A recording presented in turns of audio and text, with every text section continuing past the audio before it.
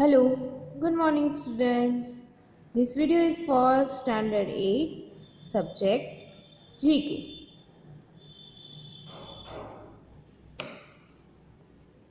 In today's lecture, we will start from chapter number 41.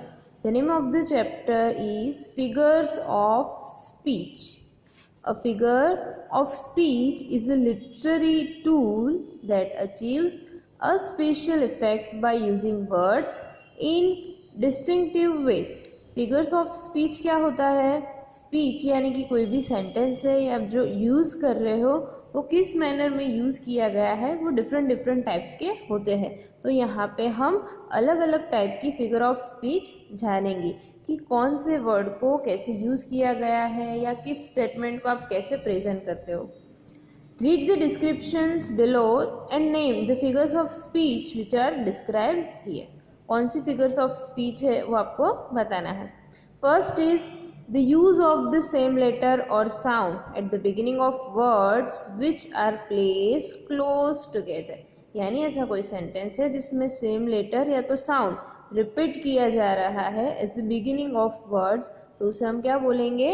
Alliteration. Second, the use of words to convey the opposite of their literal meaning. A statement or situation where the meaning is contradicted by the appearance or presentation of the idea। यानी कि आप बात को ऐसे present कर रहे हो कि उसका मतलब जो है उससे कुछ डिफरेंट बता के आप उसको प्रेजेंट कर रहे हो, जिसे हम क्या बोलेंगे?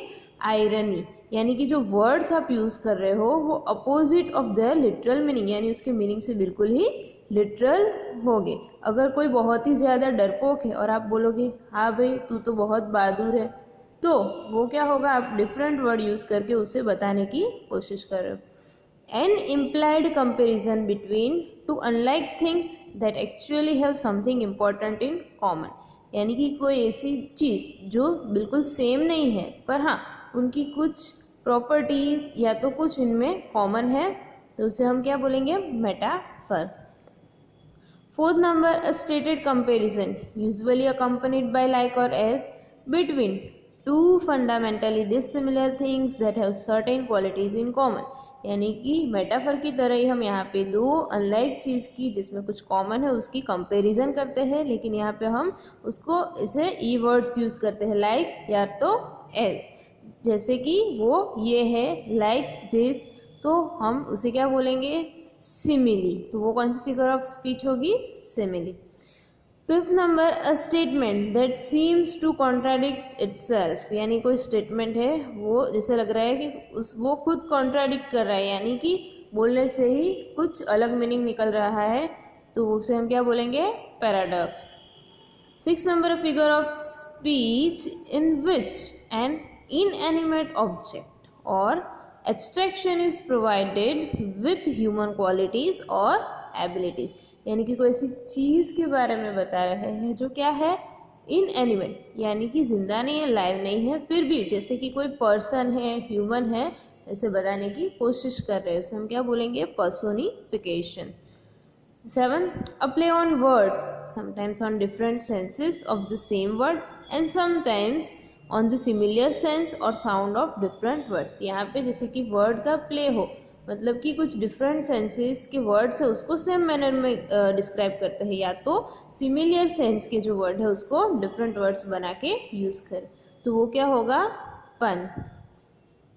8 number, a figure of speech in which a situation is deliberately made to seem less important और serious than it is.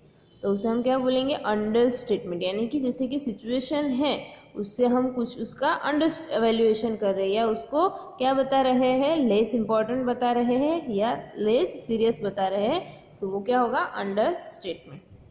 A figure of speech in which incongruous और contradictory terms appear side by side. यानी कि दोनों इनकॉन्ग्रुअस और contradictory ये दोनों side by side हम बता रहे हैं, तो वो क्या होगा? Oxymoron. 10 number, an extravagant statement, the use of exaggerated terms for the purpose of emphasis or heightened effect। यानी कोई चीज़ है उसको बहुत ही ज़्यादा बताने के लिए हम ज़्यादा कुछ वर्ड्स यूज़ करते हैं, तो उसे हम क्या बोलेंगे? Hyperbole. The situation of an inoffensive term for one considered offensively explicit, तो उसमें क्या आएगा, euphemism. 12th number, repetition of the same word or group of words at the beginning of successive clauses, इसे हमें क्या बोलेंगे, anaphora. यानी कि यहाँ पे हम क्या यूज़ करते थे, सेम लेटर और साउंड, और यहाँ पे पूरा जो वर्ड है वो उसका रिपीटेशन हो रहा है, तो उसे क्या बोलेंगे, anaphora. Chapter number 42, famous epics. अब एपिक्स क्या होता है, एपिक्स यानी कि महाकाव्य, जैसे कि हमारी रामायण महाभारत, वो क्या है, एपिक्स है। तो वर्ल्ड में डिफरेंट डिफरेंट एपिक्स लिखी गई है। Many epics have been written over the ages, they have been fondly read and appreciated in countries all over the world. तो एजेस, डिफरेंट डिफरेंट एजेस में, डिफरेंट डिफरेंट टाइम में different different epics लिखी गई है, और वो फॉन्टफुली read भी की जाती है और अप्रिशिएट ऑल ओवर कंट्रीज में होती है। तो यहाँ पे आपको क्या दिया है, here are some world famous epics, name their creators, यानी कोई वर्ल्ड फेमस एपिक्स के बारे में आपको बताया गया है, आपको उसके क्रिएटर का नाम बताना है। First is Iliad, is based on the legend of Trojan war. It narrates the story of the Greek struggle to rescue Helen. Written in the 19th century, it is one of the most celebrated and well-known epics of the world. तो जो Iliad है वो क्या है, most celebrated and world famous, well known epics of the world. किसके बारे में बताती है, वो story of Greek struggle to rescue Helen, Helen को रेस्क्यू करने में जो ग्रीक ने स्ट्रगल की थी उसके बारे में। और it is based on the legend of Trojan war, Trojan war के जो लेजेंड है उन पे बेस्ड है, और 19th सेंचुरी में लिखी गई थी। तो उसने जिसने उसको लिखा है, the writer of the epic is Homer, और यहाँ पे फिगर मतलब उसकी फिगर भी दी गई है ये इलियड की। Now second, Orlando Furioso is a famous Italian epic full of adventures. The main theme of the epic is the war between Christians and pagans, one of the longest times in European literature. This epic comprises 38,736 lines. अब देखो ये Orlando फ्यूरियोसो क्या है, एक famous Italian epic है। तो वो किस पे बेस है, उसमें थीम क्या है, जो वॉर हुआ था किसके बिटवीन, क्रिश्चियंस एंड पैगन्स। क्रिश्चियन तो पता है, और पैगन्स यानी कि जो धर्म में या भगवान में नहीं मानते हैं वो लोग। तो ये यूरोपियन लिटरेचर की सबसे बड़ी पोएम है, जिसमें कितनी लाइन्स है, 38,736। तो ये किसने लिखा है, लुडोविको एरियोस्टो, इसने ये एपिक को लिखा है। अब है third number, Ramayana. Ramayana is an ancient Indian epic written in Sanskrit. It depicts Rama's journey and his conflict with the demon King Ravan who abducts Sita, Rama's wife। तो पता है रामायण एंशिएंट इंडिया की संस्कृत लैंग्वेज में लिखी गई एक एपिक है, जिसमें किसकी स्टोरी आती है, भगवान राम की, जिसने रावण के साथ, डेमन रावण यानी कि जो राक्षस था उसके साथ झगड़ा मतलब लड़ाई की थी, किसके लिए, क्योंकि उन्होंने सीता राम की जो वाइफ थी उसको उठा लिया था। तो ये लिखी है वाल्मीकि ने। Fourth number, paradise lost. ये जो है पोएम, लंबी पोएम या तो एपिक्स हम बोलते हैं, written in the 17th century, is one of the greatest English literary epics. तो ये इंग्लिश लिटरेरी ग्रेटेस्ट एक एपिक है, 17th सेंचुरी में लिखी गई थी। It is based on the theme of fall of men mentioned in the Old Testament. It begins with Satan's devilish plan to take revenge against God for his expulsion from heaven। तो ये किस पे base है, मतलब इसमें क्या mention किया गया है कि एक जो पर्सन है उसने गॉड के साथ उस टेक रिवेंज, यानी कि जो सतन है उसका जो प्लान था, डेविलिश प्लान, गॉड से रिवेंज लेने का। क्यों, क्योंकि उसको हेवन से निकाल दिया गया था, इसलिए तो उस पर बेस्ड है। फोर्थ नंबर, ये पैराडाइज लॉस्ट किसने लिखी है, जॉन मिल्टन ने। Fifth number, Shahnameh. Shahnameh is a great Persian epic based on the historical and mythical accounts of around 50 Persian Kings. जो पर्शियन किंग्स थे 50, उसके बारे में, उसकी मिथिकल अकाउंट्स के बारे में और हिस्टोरिकल बातें के बारे में लिखा गया है। The epic begins with the mythical creation of Persia and ends in its narration of stories of historical kings like Rustam and his son Saurabh. तो स्टार्टिंग कहाँ से होता है कि पर्शिया कैसे क्रिएट हुआ और लास्ट में जो रुस्तम और सौरभ की स्टोरी से वो एंड होती है। तो यहाँ पे ये 5 एपिक्स थी। और हाँ, ये शाहनामा ये किसने लिखा है? ये लिखा है फिरदौसी ने। Now chapter number 43 books and authors. यहाँ पे भी आपको बुक्स के बारे में बताया गया है, आपको उसका सही ऑथर पहचान के लिखना है। First is who is the author of Swami and friends. तो ये किसने लिखा है? R.K. नारायण ने। Second book the author of the Gulliver's travel is written by Jonathan Swift. Third number the author of Robinson Crusoe. तो ये किसने लिखा है? ये लिखा है Daniel Defoe. My Years with Indira Gandhi has been written by P.C. Alexander. फिर fifth number who wrote the novel Pathar Dabi in Bengali? तो ये लिखा है शरद चंद्र ने। Geetanjali is written by Rabindranath Tagore. Who is the author of the Three Musketeers? तो ये लिखा है Alexandre Dumas ने। The famous five often go off to an island and have one of their fantastic adventure. What is the island called? तो उस island को क्या बोला जाता है? उस आइलैंड को बोला जाता है Kirin island. Who is the author of the Merchant of Venice? ये जो बुक है वो किसने लिखी है? बुक लिखी है विलियम शेक्सपियर ने। Then who is the author of the Lost World? तो लॉस्ट वर्ल्ड ये बुक किसने लिखी है? लिखी है आर्थर कॉनन डॉयल ने। Now chapter number 44 famous children's book writers, यानी कि जो चिल्ड्रंस के लिए बुक्स होती है उसके राइटर्स दिए गए हैं। और क्या करना है? Write the names of the book that belong to the them, यानी कि उन्होंने कौन सी बुक लिखी है वो बताना है। तो फर्स्ट है हैंस क्रिश्चियन एंडरसन। तो इन दोनों में से कौन सी बुक लिखी है उन्होंने? The ugly duckling. फिर सेकंड है एल फ्रैंक बॉम। तो उन्होंने इन दोनों में से लिखी है द वंडरफुल विजार्ड ऑफ ऑज।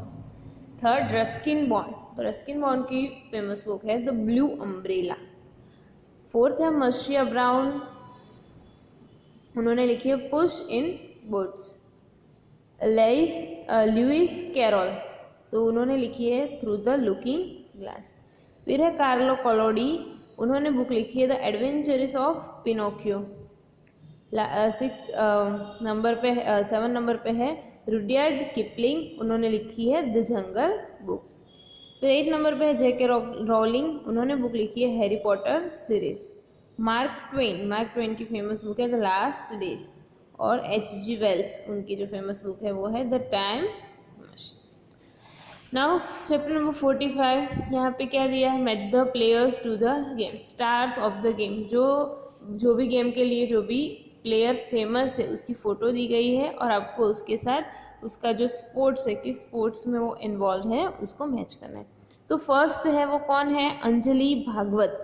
तो Anjali Bhagwat is associated with sport? It is she is associated with shooting. Second is Harmanpreet Kaur. Harmanpreet Kaur is associated with cricket. Fourth PV Sindhu, she is associated with badminton. Fourth Michael Phelps, he is associated with swimming.